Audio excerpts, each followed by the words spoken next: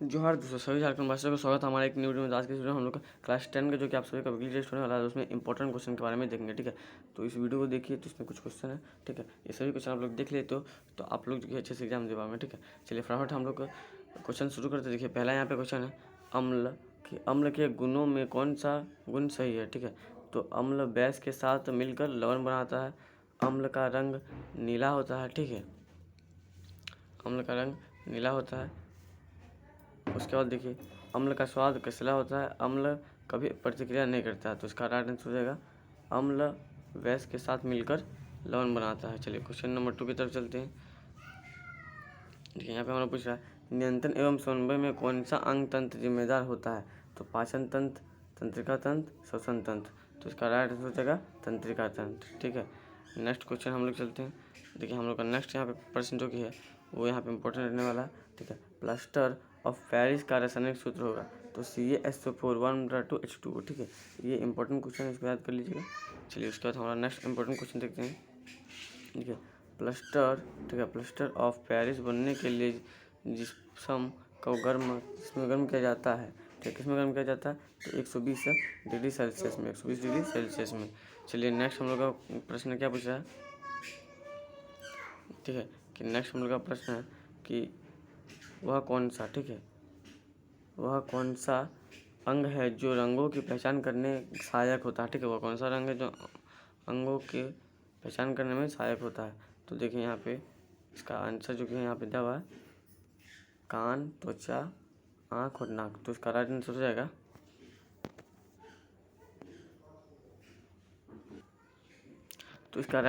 जाएगा आँख। ठीक है, आँख हो जाएगा इसका राइट आंसर।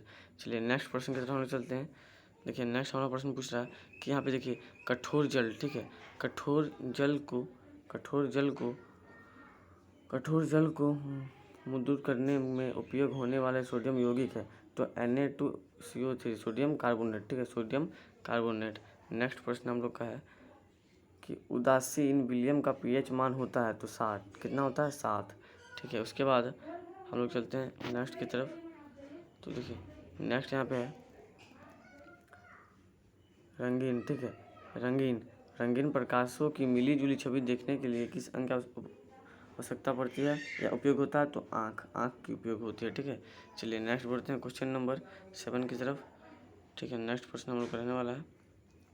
यहाँ पे देखिए दुर्बल अम्ल है, तो दुर्बल अम्ल है HF, हाइड्रोक्लोरिक अम्ल की तुलना में कमजोर। ठीक है, हाइड्रोक्लोरिक अम्ल की तुलना में कमजोर।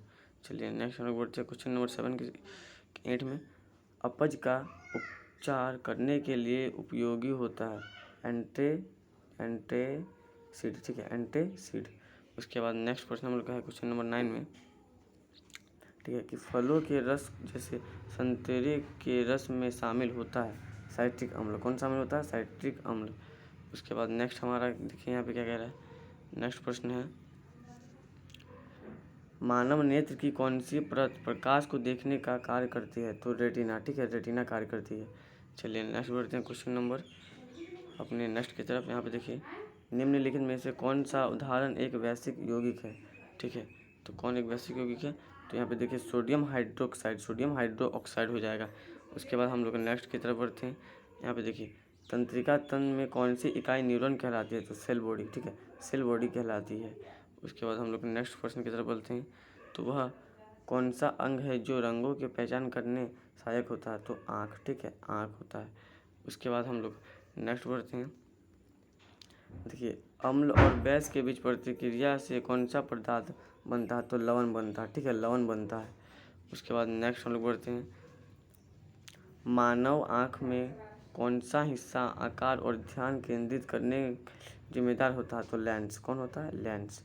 उसके बाद नेक्स्ट हम लोग बढ़ेंगे क्वेश्चन नंबर नेक्स्ट में, नियंत्रण एवं समन्वय में जो प्रतिक्रिया को केंद्रकार है वह किसके द्वारा नियंत्रण होता है, तो मस्तिष्क ही सबसे मेन केंद्रित करता है नियंत्रण। ठीक है, नेक्स्ट हम लोग बढ़ते हैं अपने नेक्स्ट की तरफ। यहाँ पे देखिए रंगीन प्रकाशों की मिली जुली छवि देखने के लिए किस अंग का उपयोग होता है, तो आँख का उपयोग होता है। ठीक है, आँख का। अब हम लोग चलते हैं नेक्स्ट प्रश्न की तरफ, सब्जेक्टिव की तरफ। देखिए यहाँ पे क्या है कि तंत्रिका तंत्र के मुख्य कार्य हैं क्या है, तो देखिए उत्तर, तंत्रिका तंत्र शरीर के विभिन्न अंगों के बीच संचार और समन्वय स्थापित करता है और प्रतिक्रिया को नियंत्रित करता है। ठीक है, अब हम लोग चलते हैं क्वेश्चन नंबर 12 की तरफ। हम लोग का नेक्स्ट आने वाला सब्जेक्ट मानव आँख में रंग पहचानने वाली कोशिकाओं को क्या कहते हैं। तो रंग पहचानने वाली कोशिकाओं को कौन कहते हैं, ठीक है।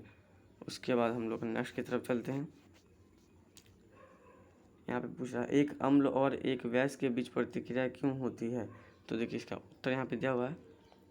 उत्तर देखिए, अम्ल और वैस के बीच प्रतिक्रिया एक नाइट्रोलाइजेशन प्रक्रिया कहलाती है, जिसमें अम्ल और वैस मिलकर लवण और पानी बनाते जैसे HCl प्लस NaOH मिलकर NaCl प्लस H2O का निर्माण करता है।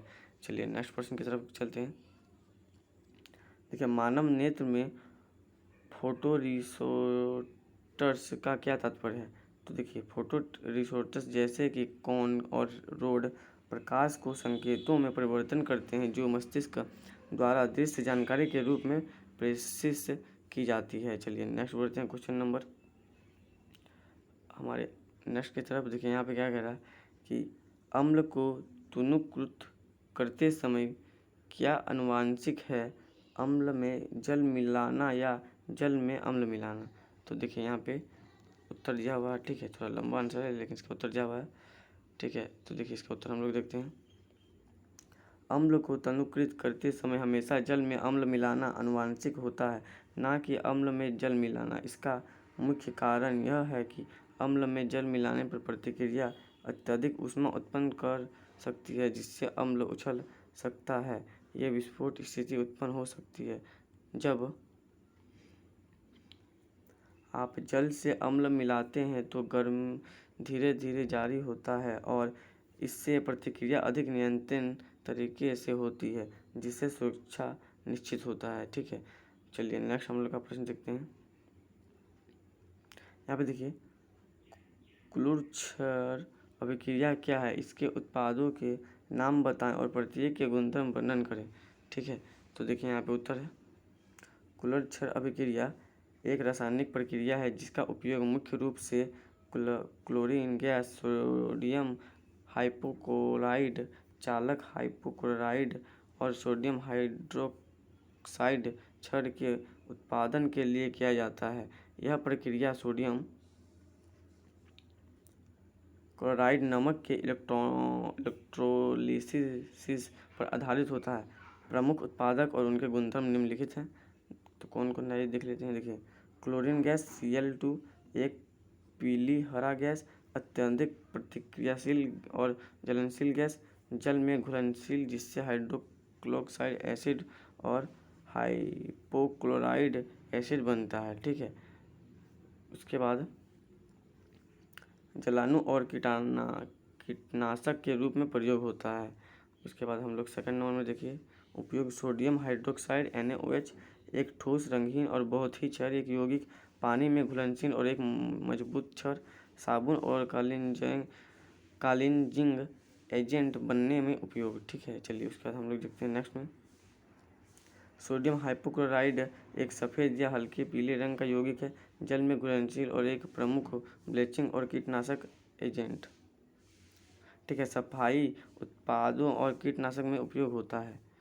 तो यहाँ पे जो कि है सभी की जो कि है मैं आंसर बता दें। आई होप आप सभी को वीडियो अच्छा लगा होगा। ऐसे और महत्वपूर्ण वीडियो के लिए हमारे यूट्यूब चैनल को सब्सक्राइब करिए और इसमें आप सभी को जो कि है अच्छे से याद कर लेना और आप सभी को वीकली टेस्ट में अच्छे नंबर आए, ठीक है। मिलते हैं नेक्स्ट वीडियो में, तो तब तक के लिए